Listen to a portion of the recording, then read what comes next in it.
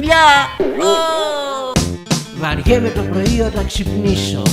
Και άλλωστε τι έχει το σπίτι μου? Φίγαρο. Δεν είχα καιρό, τραγουδούσα. Χόρεψε τώρα. Κάνουμε το μπανάκι μας. Γλυκό αλμυρό, διεμφιαλωμένο.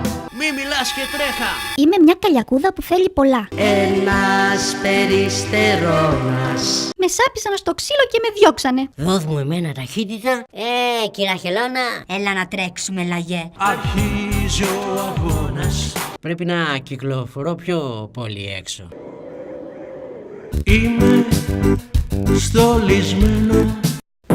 Δεν θα με αφήσουν να κλείσω μάτι. Είμαστε βάτραχοι. Κυνηγάμε μια λεπού. Αν δηλαδή αυτά που έλεγες με το στόμα ταιριάζανε με αυτά που έλεγες με τα χέρια.